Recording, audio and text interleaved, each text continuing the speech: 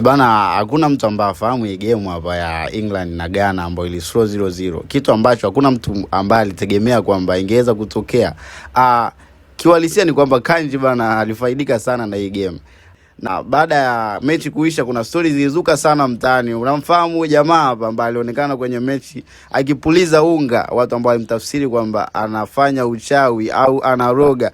Kiuhalisia ni kweli kwamba alikuwa anaroga huyu jamaa, kwa sababu kuna nafasi kama hizi hapa za Kane hawezi kukosa sehemu kama hiyo. Tunavyomjua Kane na uwezo wake, sio mtu wa kukosa sehemu kama hizi kabisa. Na kuna nafasi za wazi zingine ambazo England walikosa ambazo sio rahisi kukosa kabisa.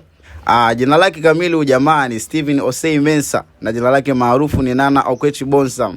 Maana Bonsam bana ni jitu fulani hivi, shetani, devil, na ndo jina ambalo limempa umaarufu zaidi huko Ghana. Jamaa kama unajua ndo tukio lake la kwanza, hapana. Tukio lake la kwanza lilikuwa ni 2014 ambalo alimroga Cristiano Ronaldo, the GOAT himself.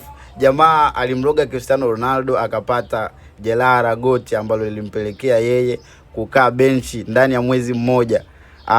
Hivi unakubaliana na watu kwamba huyu jamaa ndo aliamua matokeo ya England na Ghana kutoka 0-0? Na hii hapa ni Ivan Podcast. Like, follow, share and comment. Asante.